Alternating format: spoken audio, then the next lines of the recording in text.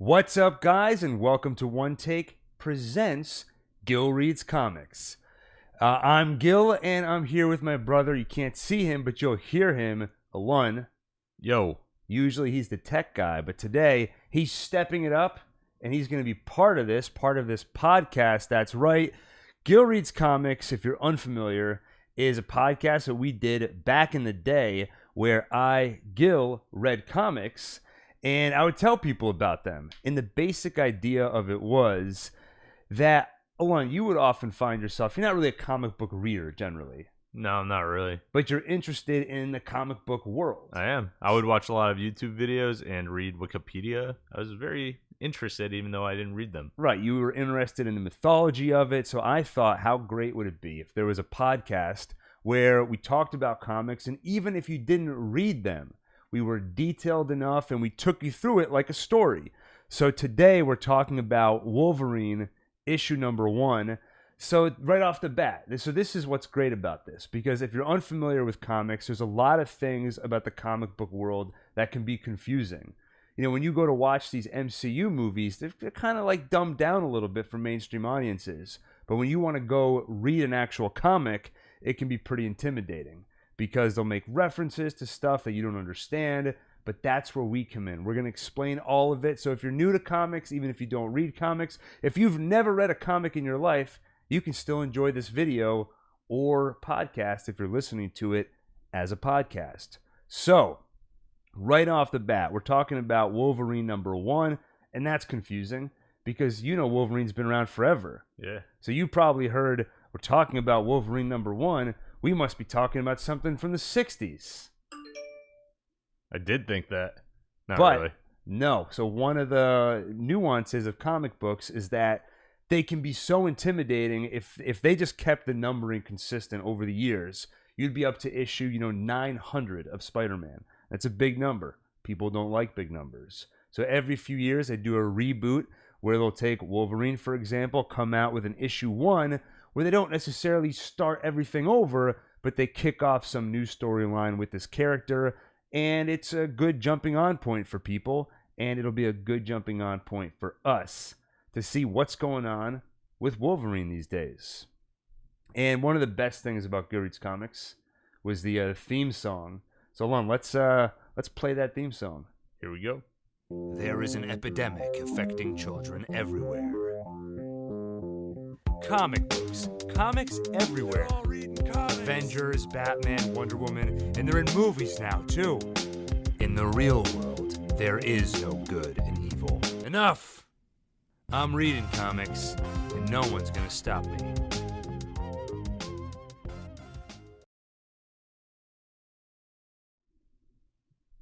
Wolverine issue 1, it was written by Benjamin Percy with art by Adam Kubert and Victor Bogdanovich. Alon, Yo. Wolverine number 1. Before we get into that, one of my favorite segments of Gil Reads Comics was news. We had a good jingle for that too. We won't be able to play it, so we're going to have to just do the jingle live. So like the news sound effect people do, like boop, boop, boop, boop, boop, boop, boop. Yeah, I'm going to need you to do that right when I finish talking. Okay. Comic or comic-related news. Exactly. So the comic news I want to talk about today is from WeGotThisCovered.com. Remember what I told you about the website yesterday? Yeah, they basically post like every rumor. Yeah, so when they report something, you can't necessarily give it a lot of credibility, and that's not a knock against the website. I mean, when you think about the way Hollywood works, is people will talk about stuff in a room.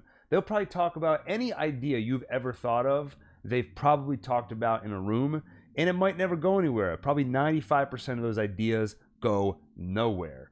But if there's somebody in that room and they hear something interesting get talked about, I want to know about it, even if it most likely is going to go nowhere.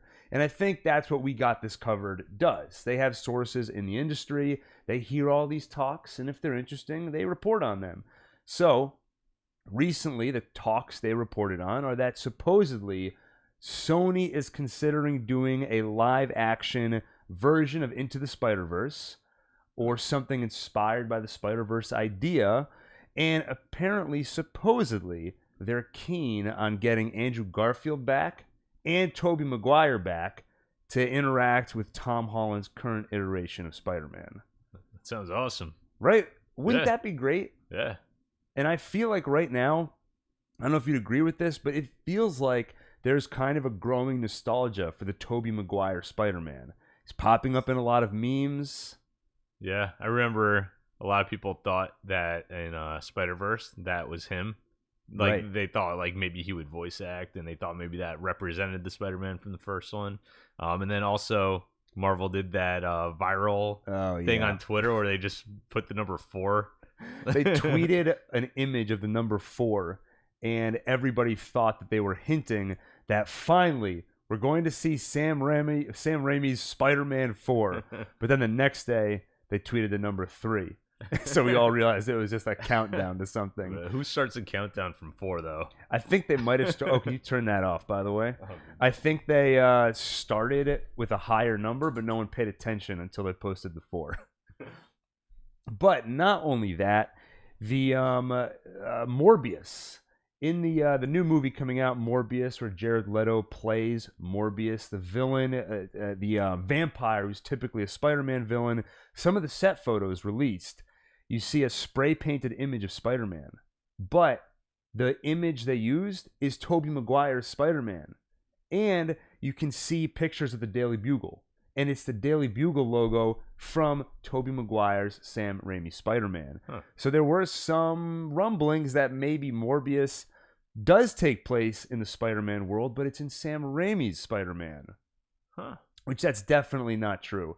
If you look at the spray-painted image of Spider-Man where it's Tobey Maguire's costume, it's a promotional image from the new Spider-Man video game for when they were making his costume available in the game. Oh. So probably somebody just said, hey, we need a picture of Spider-Man for this. Might as well just grab an image we have readily available, and Sony was working on the video game at the time.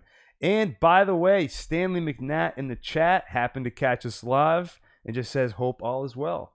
And I would say all is well. Alon, how about you? Yeah, I'm doing well. Stanley, I hope all is well with you too. And even if you're not a big comic fan, stick around. Part of the beauty of Gil Reads Comics is that we make it accessible. We explain everything, and we try to teach people that comics, they're for everyone. So anyway, this would be awesome, right? If they did a crossover between Tom Holland, Andrew Garfield, and Tobey Maguire, that would be amazing. Yeah, I'm down. Give Sam Raimi a chance to finally make up for Spider-Man 3 and give a proper conclusion to that character. So do we assume that the studio ruined 3? Like, what percentage of the blame goes to Sam Raimi? I would say 30% goes to Sam Raimi. All right. I mean, that's not so bad. I mean, we know for a fact that he didn't want Venom in the movie. That was foisted on him by Marvel. So I think it was, I think the studio messed it up. I mean, foisted on him, not by Marvel, but by Sony. Mm-hmm. So I would love for him to get a chance to redeem himself.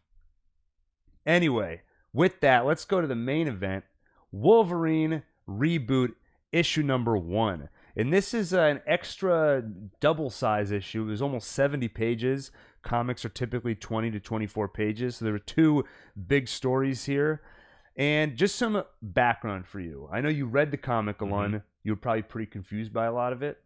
Some of it, yeah.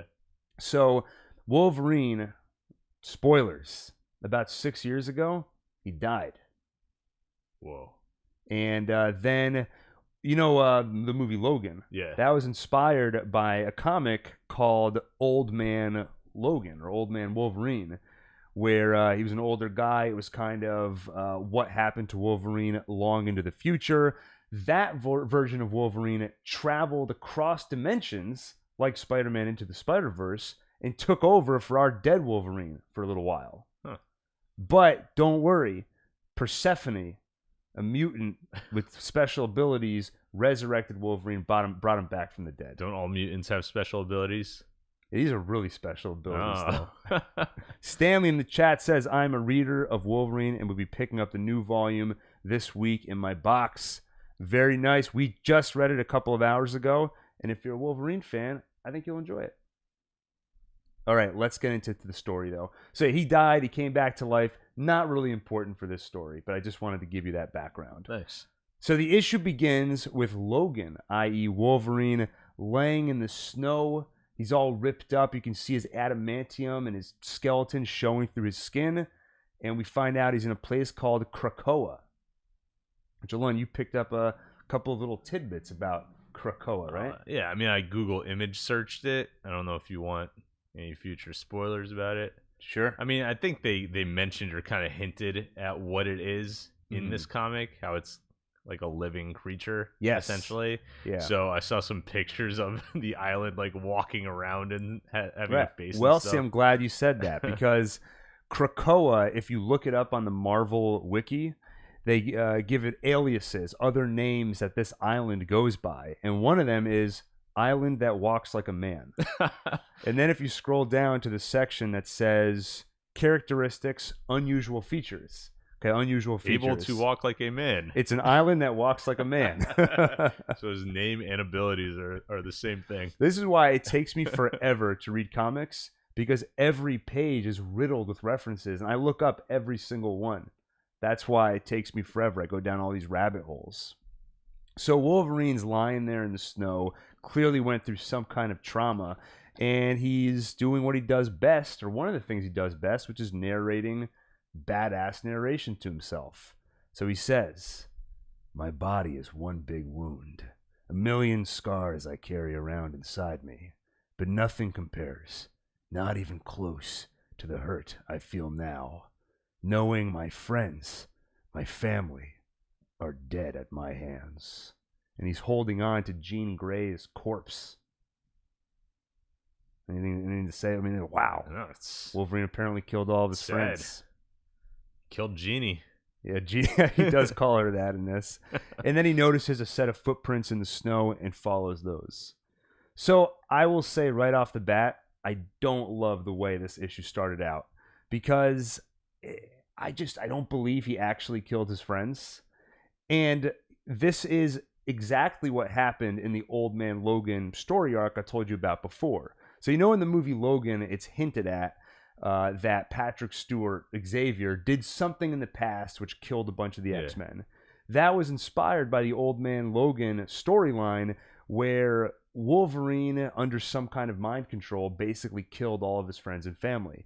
So I'm reading this issue, and it starts off by first reminding me of one of the best Wolverine comics ever written. Second, it feels kind of like a retread. And third, that's such a major thing to happen that if it just happens in the first page of the comic, I don't really believe it's real. So I was kind of like, been there, done that. And we've seen this sort of thing so many times before. Wolverine with the tortured past. So I just didn't love the way this started. I was kind of like, okay, really, we're doing this again? He lost his memory again? So I was kind of against this comic from page one, but I will say there was a few things that happened later that kind of won me over. Yeah. Luckily, I haven't read as much as you, so to me, this wasn't like a retelling, as it was. You open up page one, you were like, what? He can heal? What? Yo, you gotta come look at this. Wolverine, he killed Jean Grey. She's been around for years. Okay, then, cut to 5 days earlier. Wolverine's lying in the snow, beat up, sees the footsteps. How did he end up there? 5 days ago, we see a bunch of kids running around, and they're all mutant kids. One of them kind of looked like a big duck. One's all red. I thought one looked sort of like a pufferfish. With spikes coming out of his face. So a bunch of kids are running around, playing hide and seek. They're looking for Mr. Logan. And then Jean Grey uses her powers to pull Wolverine out and reveal where he's hiding, because they were never going to find him. He's such a good hider. And that also felt a little inspired by the movie Logan. Mm-hmm. And I should say right now, spoilers for the movie Logan in 3, 2, 1. That movie was about him protecting children, especially towards the end. And now he's hanging out with all these kids and he is their protector. It almost felt like Logan 2 if he didn't die in the first one. Yeah. So then on the docks, we see Ellen Page. Not really Ellen Page, but Kate, or Kitty Pryde, who was played by Ellen Page in the X-Men movies. We see Kitty Pryde. She's the X-Men who has the ability to phase through walls and stuff. And she's at the docks. She's there to meet up with Wolverine, and they go to a bar and catch up. I'll say I like the art throughout this issue, but in this one scene, I don't know if you had the same impression, but it kind of looked like Wolverine in comparison to Kate Pryde. He looked almost like a child. Like he was sitting in the seat and his legs were kind of hanging off and not reaching the floor. One of the attributes or one of the qualities of Wolverine is that he's supposed to be a shorter guy. I think his feet were actually touching the floor and they were crossed. But the drawing looked very simplistic, and I think there's a little shadow that should have been drawn there, but it's okay. It's all right. We'll give him a pass. So, again, I'm going to have to be a little bit critical of the comic again. There's definitely some stuff I loved about it, which we'll get to. But this scene felt like it was pretty much written for exposition. It does the thing where Kate or Kitty Pryde starts saying, "Look at you, Logan. You're surrounded by loved ones. You found your place protecting everybody. You seem like you found a true sense of purpose, keeping everybody safe." Basically, it's a way of catching up for us what his current status is. Felt a little bit clunky. Wolverine says, "You're not wrong." So we basically learn. So Krakoa, this island, is kind of a safe haven for mutants, and Wolverine is taking it upon himself to be a protector of this island. Now, Kate, why are you really here? She's there because Krakoa, the mutants there, they're delivering medicine from the island to the human world. But some of the product, some of that medicine is disappearing. Someone's stealing it, and she wants Wolverine to investigate. Then we get to one of these interludes where it's a page with a bunch of text on it. Yeah. Did you actually read all the texts? Yeah, about the blood types. That was one of them. Oh, which one was this? This is the one about how people are starting to look at mutants in almost a religious way and starting to worship them. But my favorite part of this page is, though their overall theology appears to be based on devotion and humility, there are extremists who appear to believe that the sacrifice and consumption of Homo Superior is the path to the higher plane. Consumption. Mm-hmm. They're eating X-Men to try and get their power. Yeah. Gross. Damn. Now, Alon, if you could eat an X-Men to get their power, let's say there was an evil mutant who was on death row, and they were offering $50 so you could eat one of his fingers, and you get his powers. Well, what's the power? Is it a power I would want? You can change the color of your eyes at will. $50. I don't know if I would eat a X-Men for that. You also don't know what the side effects are. I could just use contacts. That's true. Yeah. All right. We'll come back to this. I'm not finished with this yet. Back on Krakoa. Wolverine. So he is talking to Sage. She's kind of a doctor scientist person on the island. And he says, "So just to get this straight, there's no way you can track the petals? They're not tied to the central intelligence of Krakoa? So the medicine is coming from the petals of flowers." And she explains Krakoa isn't a god, it's a mutant. That's what you were hinting at earlier. This island is actually a big mutant. And on the island, they grow flowers that have healing abilities, which they can use to create medicine. Sage, by the way, she was retroactively, they kind of changed the history of the X-Men. She was one of the first mutants discovered by Xavier. She has the ability to jumpstart human powers. She has superhuman mental processing, including perfect memory and telepathy. Move stuff with her mind. Wow.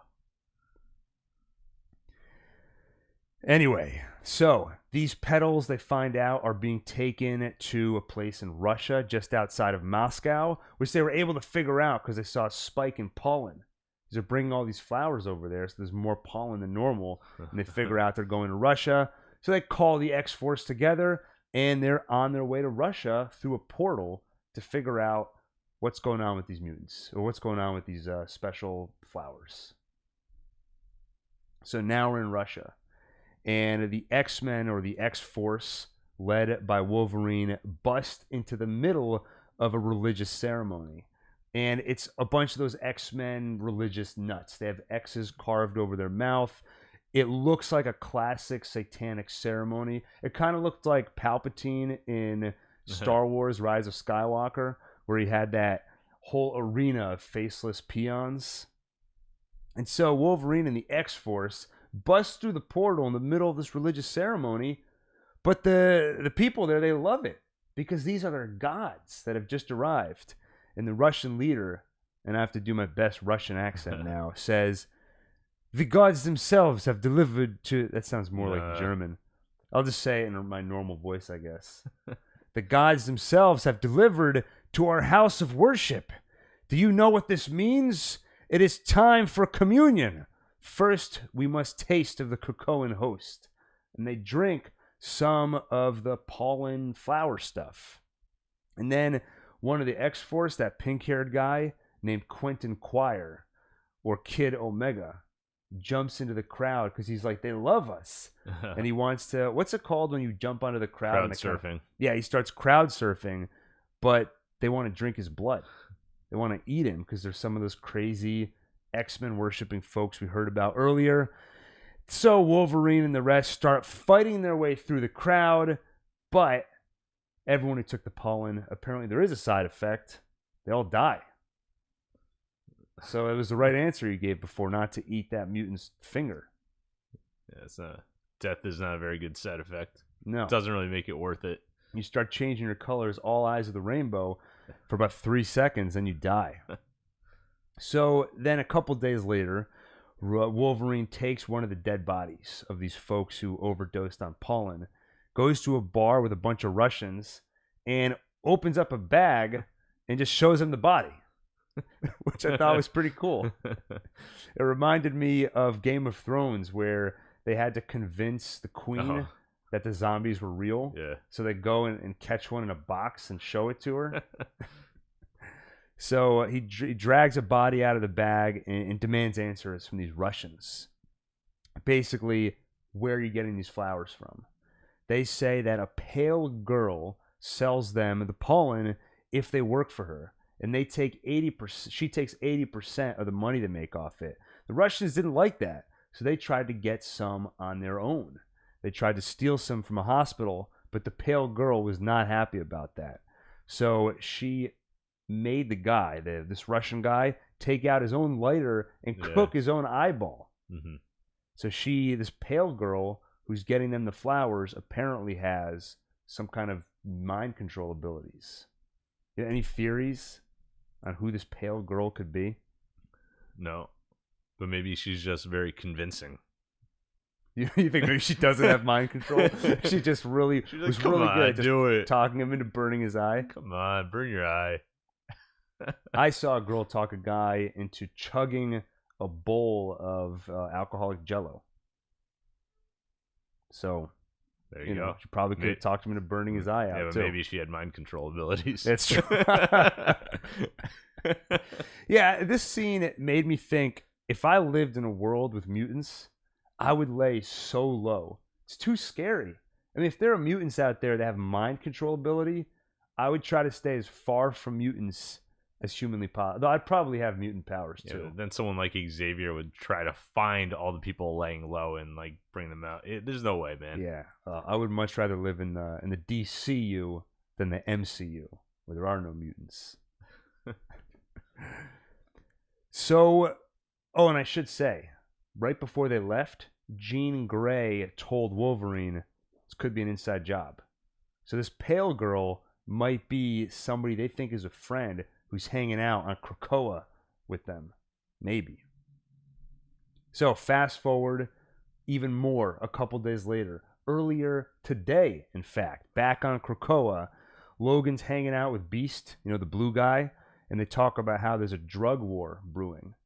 And Wolverine says, and we're to blame. Always carrying that cross on his back, because the drugs are coming from the island. Mm-hmm. It's not really their fault, though, right? No. It's indirect. I actually disagree with you on this one. I mean, if you have such a powerful drug, I think you should be... I mean, why are they shipping this stuff on boats? You're the X-Men. You don't have a more secure way to get these to humans than boats? True, and they have that guy that can teleport. They have a guy. They got to the religious ceremony through a portal. Why aren't they delivering the pollen through portals? Yeah. So, yeah, I'm not happy with the X-Men right now. Okay, fast. Oh, and I should say, there's a parallel story going on here where the CIA is investigating the drugs and everything. I figured instead of cutting back and forth, let's get through the Wolverine storyline, and then we'll talk about the CIA stuff. So, back to where we started. Wolverine lying in the snow, following those footsteps. And we get another Wolverine monologue, another Wolverine narration. Adam, when he was on the podcast with me, because he used to do this with me every week, he hated how I used the word monologue so much. Because I think technically a monologue is in like a play where you are speaking out loud, and Wolverine's not speaking out loud right now. He's thinking. Narration. Yeah. That's what he told me I should say instead. So here's Wolverine's narration. I've forgotten so much, so many times. My skull has always been a haunted house of locked rooms and broken mirrors and cobwebbed hallways. But here's something I'll never forget. Not as long as I live. I've done terrible things. People should stay away from me. I don't have family. I shouldn't have friends. I'm not safe. My brain won't stop seething with questions. What have I done? Why did I come here? It was to find something. It was to meet someone. Her. The pale girl. And he found the pale girl. This blue shimmering girl in front of him. And then snicked. That's the sound effect it makes when he takes his claws out. And he starts yelling at the pale girl, but then she fades away. And there's some other guy standing behind her who didn't see her. So maybe she was a projection in his mind. Like in Star Wars, the Jedi projections. And Force Ghosts. Force Ghosts. Yeah. And we do know she has mind control abilities. That's true. You had some notes too, by the way. Yeah, they're all just random things. Yeah, people that already read comics probably wouldn't care for these. I noticed in the way beginning of the comic, the first box says somewhere in Alaska, but the box, it's the same style as the boxes of Wolverine's narration. So the first box says somewhere in Alaska. The last one says, I don't know where I am. So you read that to be Wolverine going, somewhere in Alaska. I don't know where I am. No, I mean, I knew it wasn't. I just think they should have used a different style of box for that text. Speaking of style, by the way, the text in this comic, it's all written in proper text, where the first character is capitalized, the rest are lowercase. But in a lot of Marvel comics, it's written in all caps. In fact, that was a common kind of quality. Marvel comics were all caps. The Marvel Ultimate comics were lowercase. And so when they did crossovers, you could tell who was from the Marvel universe and who was from the Ultimate universe based on who was talking in all caps versus who was talking in proper caps. Actually, the typography in this comic actually is something I noticed, and I like the way it looks. Yeah. But somehow I didn't realize. I didn't think about the non all caps thing. But, right. Yeah. I noticed that they bleep curse words in this. Yeah, I wanted to ask you, how did you feel about that? I mean, is there like rating? Yeah, ratings actually, for comics? In the bottom left corner on the cover of this issue, it says parental advisory. Yeah. I don't know. I mean, I'd prefer that he just says it, because to me, it's, I don't know, when you bleep it, it kind of takes you out of it a little bit. Yeah. Like, and then the other thing that I think takes you out of it a little bit is at one point it says, underneath one of the little boxes, it says, see X-Force 2019, number 1. It's like, put that like in the back of the comic for people that want to like see what else they should read. This is what you get when you're talking to a guy who doesn't read comics. That's been a tradition of Marvel's for decades. They'll make reference to something that happened in another comic. It's useful because they'll have these events that intertwine across all these different series. So they'll say, oh man, I can't believe the week I had. see X-Force number 5. It makes sense. I mean, it doesn't. It takes you out of it though A little bit. I mean, but imagine if they did that in the movies. like Tony Stark turns to the camera, see Iron Man 2.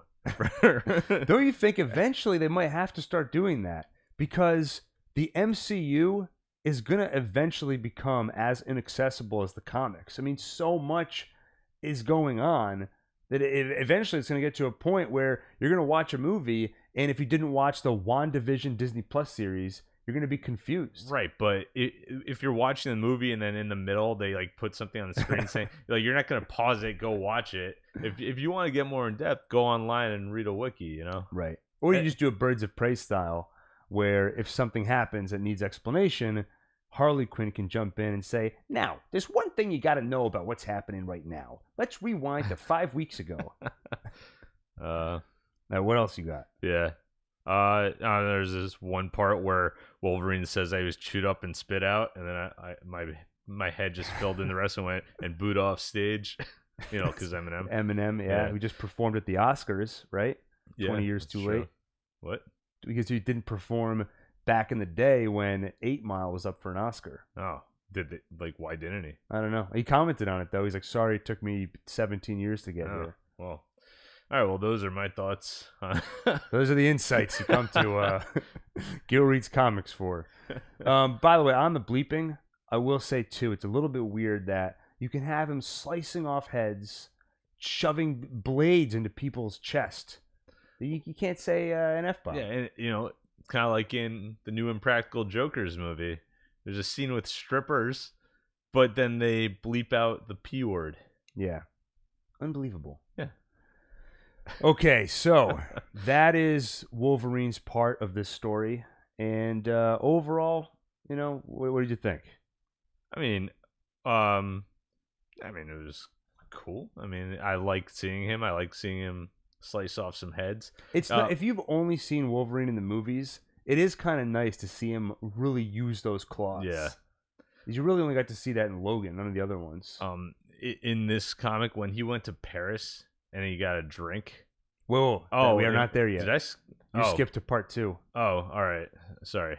My bad. Right. Well, let me just say one. Yeah, go ahead. I got a vibe when he goes to this bar. Kind of it felt like he's kind of a cowboy.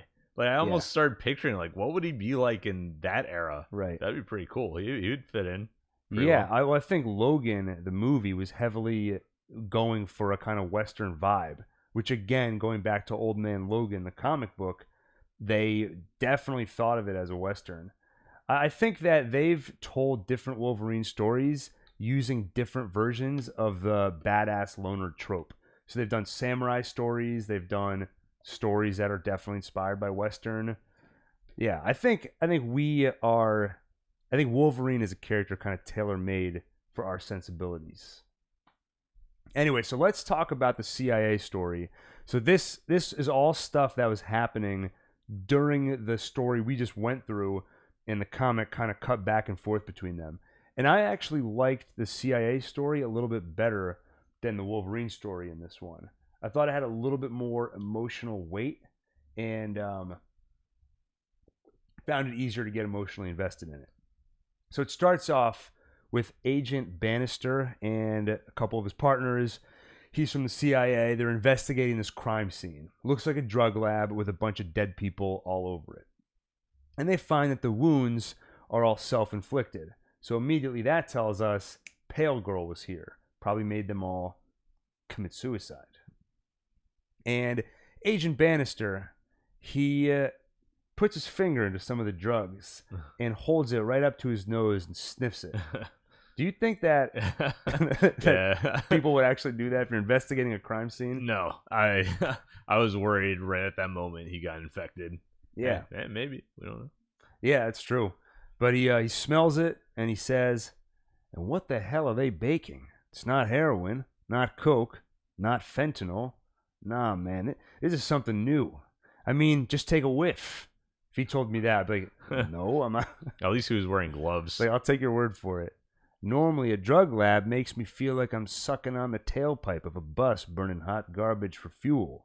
But this place smells like gardens and grandmas. Floral. It's like pollen, which is the name of the drug. Right. I thought the fentanyl reference, so trying to be kind of current Yeah. current issues. And and I had in my notes here, do cops really smell stuff at their nose? Doesn't seem safe. I think I read I think I remember learning in my chemistry class that if you want to smell a chemical, you should basically wave your hand towards you and smell. You shouldn't just put the substance right up to your nose, you know. So, anyway.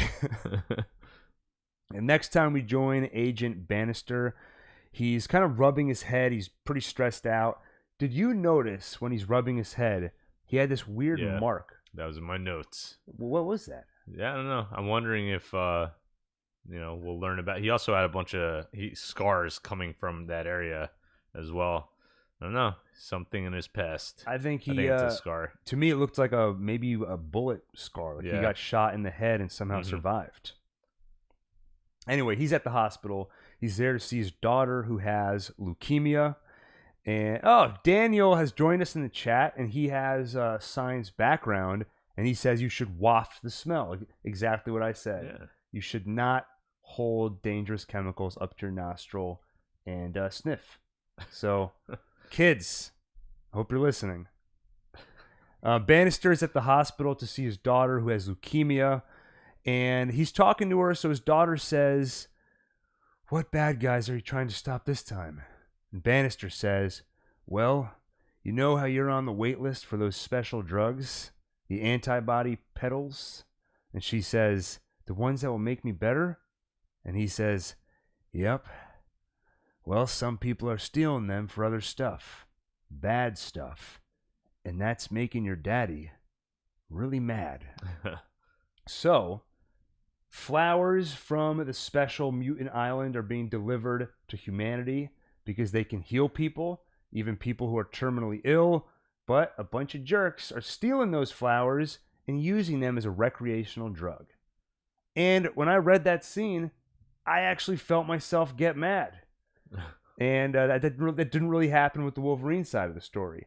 I think because that side of the story has so much baggage, so much convoluted backstory, but this was just raw. A father talking to his sick daughter and a bunch of gangsters standing in his way.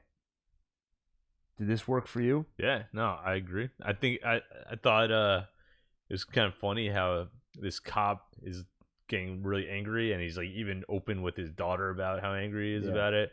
But then he's walking around barefoot wearing like those I forget what they're called, but wait, was he barefoot? Well, he's wearing like not flip-flops, but the sandals. Sandals. Yeah, it's just kind of funny. Like he's a cop. He's supposed to be. He's like. He's got like a big kind of beard. Angry. I think he was wearing a Hawaiian shirt. They commented on the dress code. Yeah, I don't know. You figure someone that angry would be wearing like boots or something. I'm so mad right now. Someone get me a pair of boots I can put on. He looks like the Big Lebowski. A little bit, yeah. Daniel in the chat says, "So excited for the next episode of Gillville. That's our other podcast we'll be recording right after this one." Then, back at the CIA headquarters, Bannister is talking about how people are dying from a synthetic knockoff of pollen, which reminded me, again, I think this is Marvel trying to talk about some of the current issues going on. They mentioned fentanyl, and a lot of the people who overdose from fentanyl are taking other drugs, or they think they're taking another drug, and they don't realize they're actually taking fentanyl. Just like in this world, you think you're taking an antibody petal, a special flower, but it's a synthetic, and it kills you. So he talks about how more people are dying, not from overdoses, but from the flower cartel taking down their competition.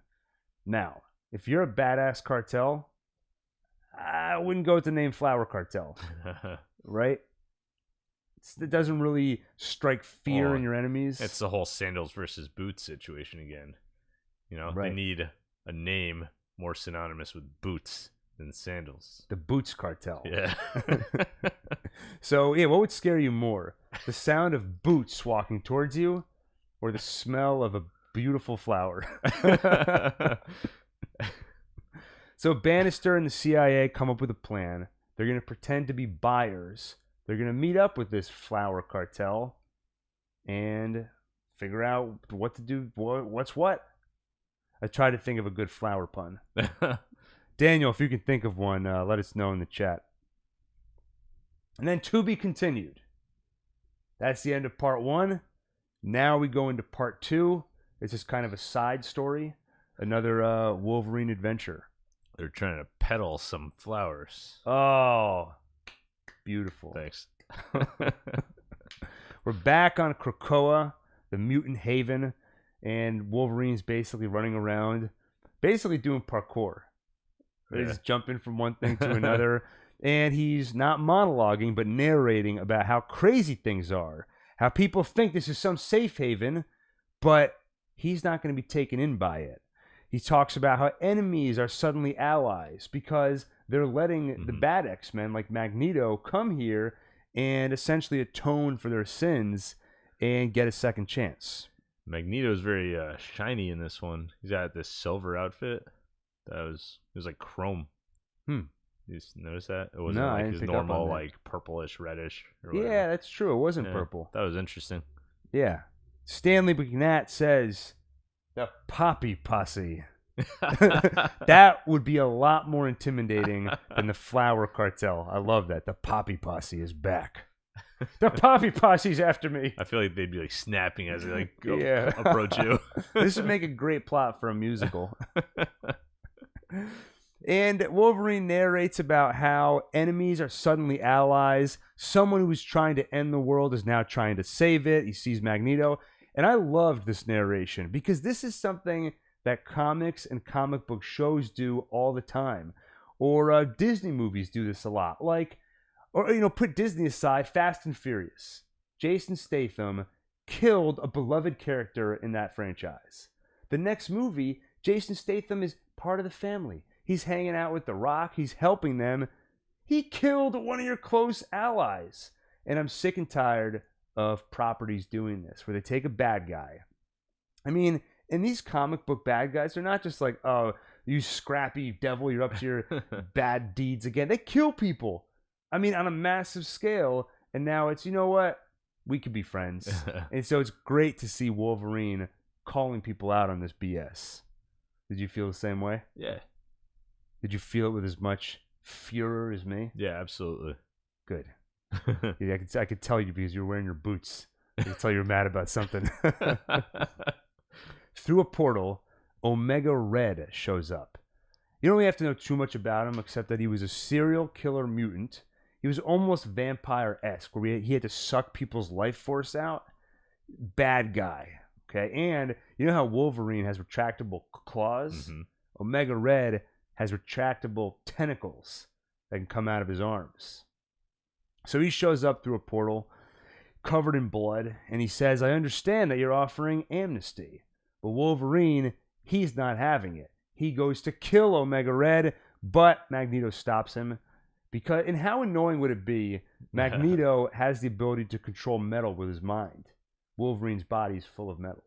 Yeah. It sucks. It'd be frustrating. That's the one downside to having a body full of metal.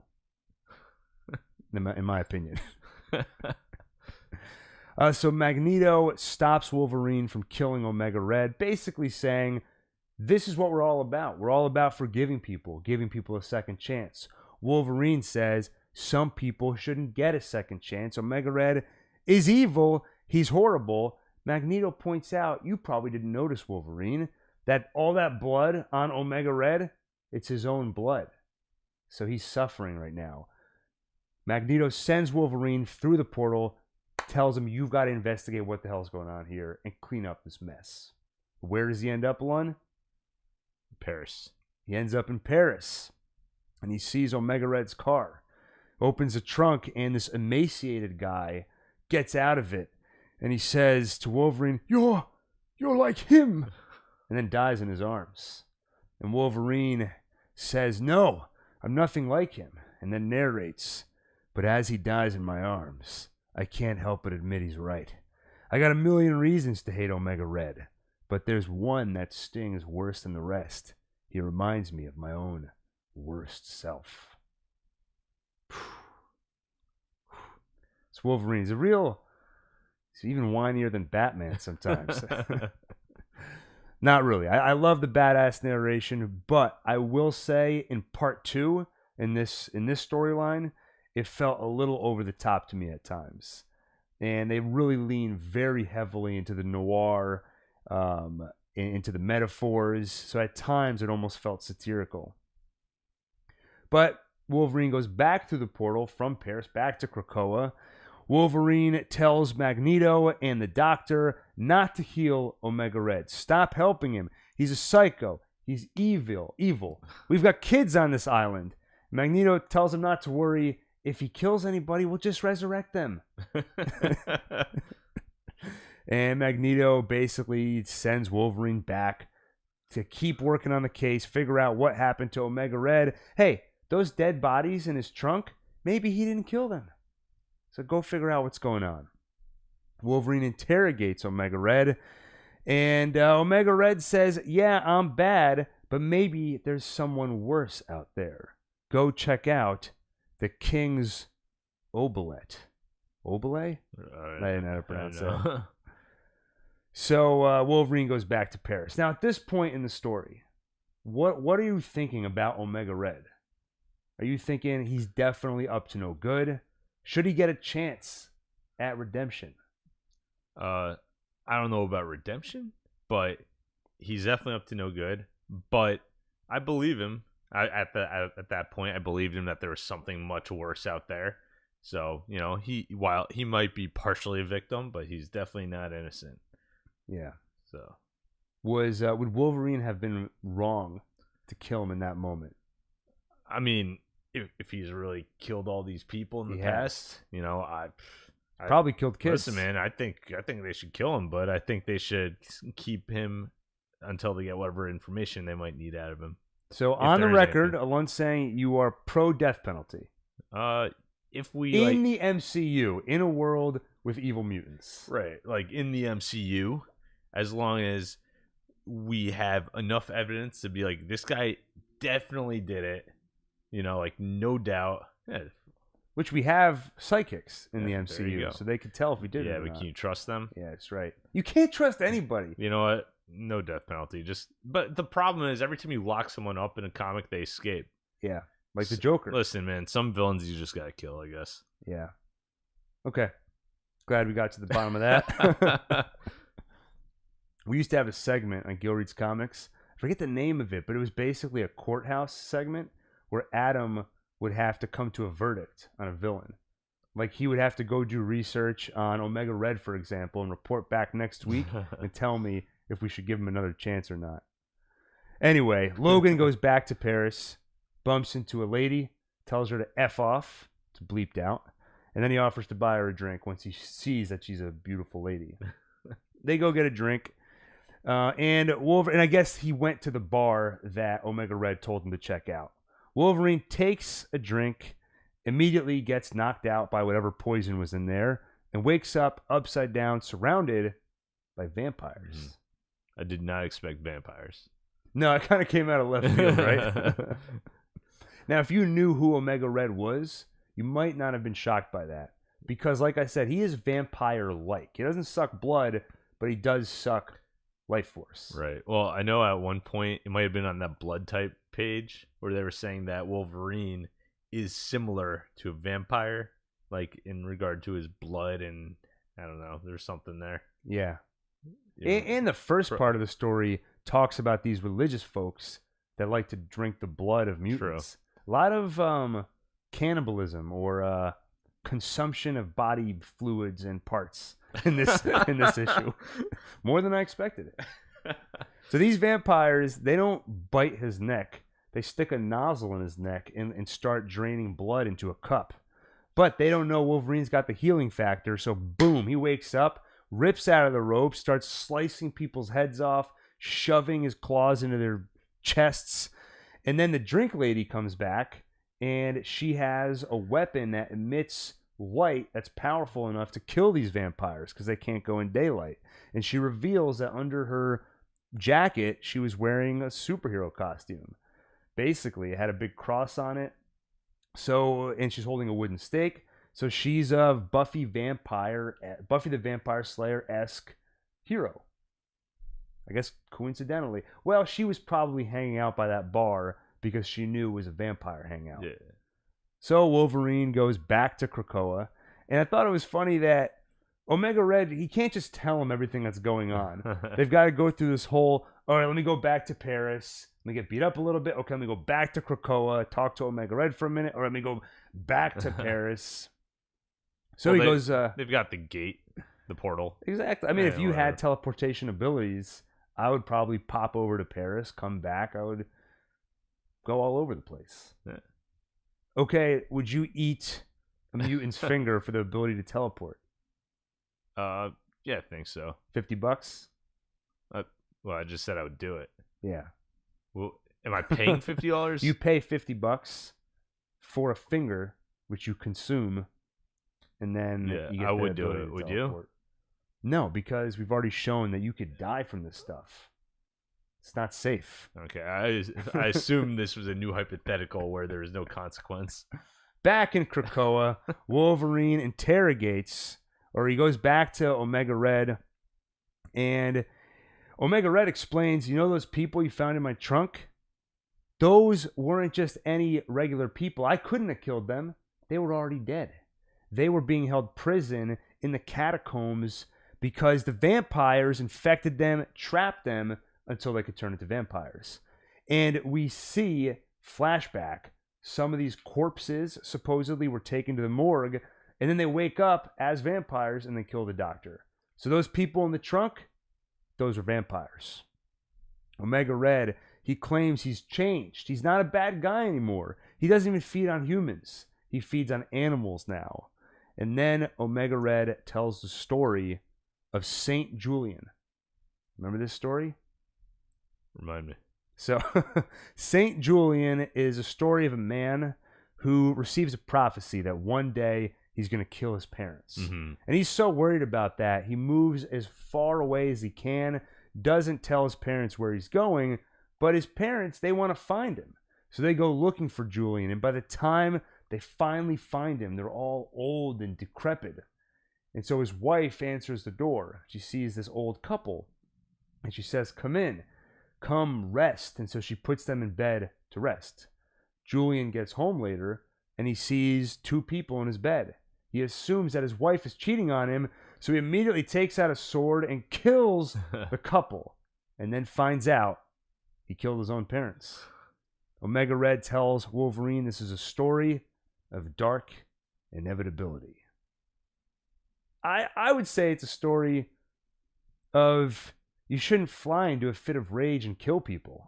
Because if he just took a second, he would have seen that they were his parents. Mm-hmm. And somehow we know that this Julian will go on to become a saint. But we don't know how, so there's more to the story. And yeah, I was thinking to myself at this point, Omega Red, he should just tell Wolverine what's going on instead of this whole back and forth. It seems like a really complicated way of getting the story across. But I guess more fun for us. Yeah. Wolverine goes back to Paris through the portal, and Buffy shows up again. Buffy the Vampire Slayer reveals her name is Louise, and she's part of the Night Guard, an ancient holy order that kills vampires. So we get a classic superhero team up. Wolverine and Louise team up. She explains that vampires are on the rise. And you know how this whole drug war is Wolverine's fault? Or the mutants' fault? Mm-hmm. You know what else is their fault now, apparently? Vampires. Because the mutants, they've all left humankind to go live on this sacred island. And now human beings are all distracted. And mutants aren't in the way anymore. Which, there's now a power vacuum. Vampires are on the rise. So that's why vampires are now on the rise. And Stanley in the chat says, it's amazing how much takes place in the span of just 22 pages of a comic book. Seriously, that's why comic books can be so intimidating. Especially if you go into some of the major crossover events, like some of the Crisis on Infinite Earths type stuff. It's so hard if you're not already following the story to follow what's going on. It's very easy to get lost and go down a rabbit hole. Anyway, so Luis, the vampire slayer, and Logan team up and they go down into the catacombs. And she warns him there are 6 million corpses down there, meaning there could be 6 million vampires. It wasn't totally clear to me why they were going down there. Any idea? Nah. They're just going down to kill vampires. Yeah. I came here to do 2 things: chew bubblegum and kill vampires. And I'm all out of bubblegum. He didn't say that. So they team up, they go down, and they fall down the stairs. And Wolverine grabs Luis, and he takes the brunt of the fall, lands on a rock that stabs through him, but he's okay, of course. He has the healing factor. But when they fell, her light gun got destroyed in the fall. Now, I have to say, Wolverine is pretty reckless here, right? He went to that bar, took a drink without thinking, and now he's just stumbling and bumbling his way into a catacomb. He's trusting this Luis girl. Why is she trusting him? She just met him. Wouldn't you be reckless too if you couldn't die? That's a good point. That's fair. He can't die. He has his healing factor, and he's especially not afraid of vampires because we know that the vampire enzymes that turn you into a vampire, they don't affect him. So, all right, fair enough. They get attacked immediately, swarmed by vampires, and you're worried because Luis, her light gun is destroyed. But no need to worry. She has a holy water grenade. And she uses that. And then Logan heals himself, takes out his claws, starts slicing and dicing people. But then the vampires get a hold of Luis. And they say they won't let her go unless they can get a little taste, which is all they've wanted all along. They just want a taste of Wolverine. So he lets them have a taste. Then he kills a bunch of them, kills their leader, and now they're free to go, Wolverine and Luis. But she explains to him. He says, we're good. I killed the leader. She goes, that wasn't their leader. And good news wilts as fast as a dog rose, I'm afraid. You mutants have united, but so have the vampires. The mutant nation might seem invincible, but the vampire nation is growing stronger. You have Charles Xavier. They have Vlad. Dracula. Wolverine versus Dracula. By the way, when she says good news wilts as fast as a dog rose, do you think that was an intentional reference to all the flower talk in the previous issue? Yeah. But I didn't know what a dog rose was. Did you Google it? No. Come on, I have to do all the Googling. Did you Google it? No, I didn't. I Googled Krakoa. I Googled Sage. All these different mutants that show up. And when she talks about Dracula, we see a quick flash to Dracula hanging out on a bone throne with a bunch of blood IVs going into his body. You have a report back on the dog rose? It's just a flower. Type of flower. Yeah, it's like pink. It's nice. It's beautiful. Right. Yeah, guys living the life. Throne and blood tubes. Man. When I was a kid, I was so into orange juice. I used to imagine if I had a genie, one of my wishes would be that I could have a little tube in my mouth that just had an unlimited supply of orange juice released into my mouth. Like an orange juice cyanide tablet. Yeah. Which is a reference to Gillville, which if you listen to that, this is just like comic books. You make a reference to the orange juice. If you want to know Gil's orange juice backstory, you've got to go listen to Gillville. Anyway, so we get a quick flash. This is what we end on. We see that Omega Red previously had a little run-in with Dracula. Dracula gives Omega Red a device that will remove Omega Red's need to kill. But Dracula reveals that this device also has a detonator in it, which means if Omega Red doesn't do what Dracula wants, Omega Red is dead. And what does Dracula want? He wants the mutants to stay out of the way of the vampire nation. So he tells Omega Red to infiltrate the mutants, become friends with them. And so we find out, yes, Omega Red is not to be trusted. He is on Krakoa because he wants to become friends with the mutants so he can keep them down and out of the vampire's way. Whoa. Is this, so what did you think? Part 2 versus part 1. Vampire storyline versus the Poppy Posse storyline. I don't know. I mean,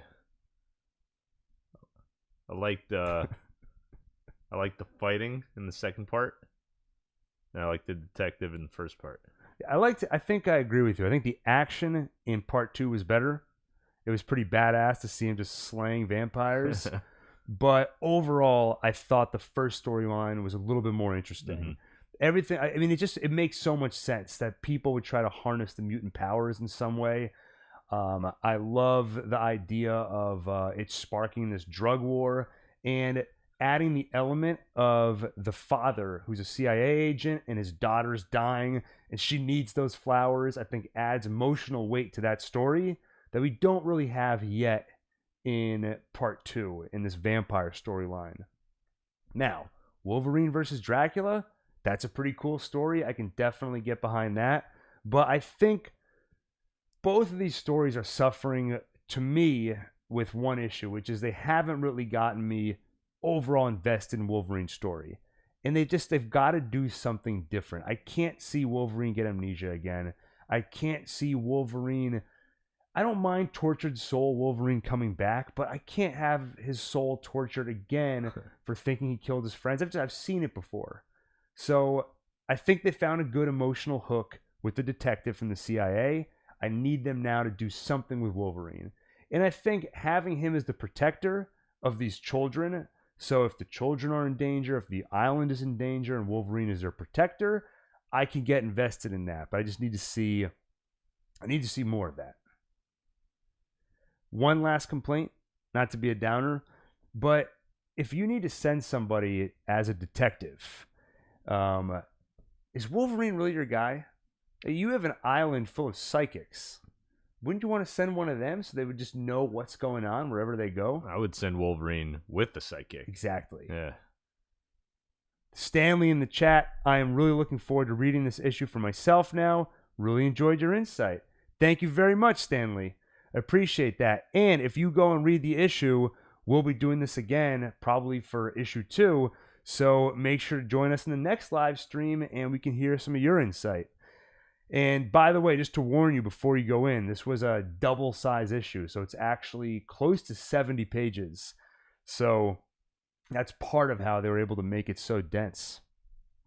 Anyway, Alon, are you excited to see issue 2 of Wolverine and see what happens next? Yeah. Any predictions? I predict that the detective and Wolverine will meet somehow. I'm wondering if somehow the detective will, be mad at Wolverine, because I feel like usually something like that ends up happening when really they should be working together. I do wonder what this detective's disposition is towards mutants.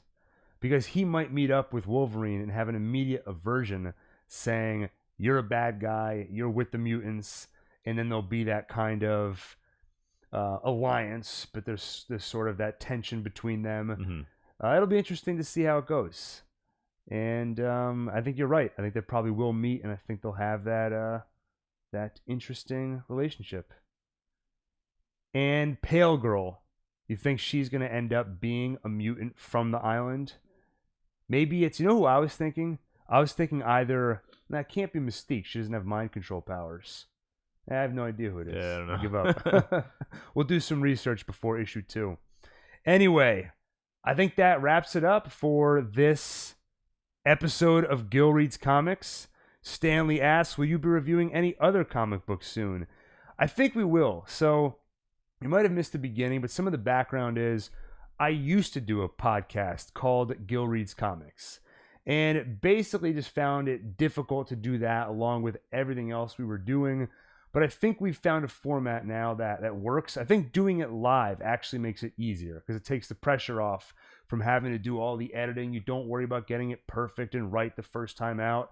So OneTake, we're trying to do live just about every day during the week, talking about movie news, TV news. But on the weekends, there really isn't a lot of news to talk about. So I figured on the weekends, that is when we can do Gil Reads Comics and some other one-off type of stuff. So long story short, yes, we'll try to do Gil Reads Comics 2 or 3 times a month, and we'll talk about some other comics. When we do it live, we have no choice but to try to do it in one take. Yes, there you go. There you go. And what other comics will we talk about? We used to talk about Amazing Spider-Man. To be honest, though, that was a tough one to talk about. It was kind of the storyline was kind of silly, and it was hard to take as seriously as something like Wolverine. We used to talk about Batman, and I was pretty thoroughly enjoying that, so we'll probably bring Batman back into the fold. And Stanley, if you have any recommendations, we're very open to that. Heathcliff.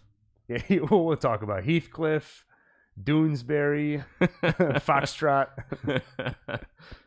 Anyway, so I think that wraps it up for Gil Reads Comics. If you enjoyed this video, make sure to hit the like button, subscribe to this channel, and hit the bell icon to make sure you get notified whenever we go live and you can be part of the conversation. You can be an awesome person like Stanley McNatt here in the chat. And if you're listening to this as a podcast, hit the link in the description. It'll take you to the YouTube channel so you can see my beautiful face and you can participate in the chat when we go live. Stanley in the chat says, give me a heads up on which one so I can make sure to read it ahead of time. We'll do. We'll try to make when we know what we're reading next, we'll make sure to give people a heads up so they can read along with us. Anyway, thank you all for watching, and we'll see you on the next OneTake.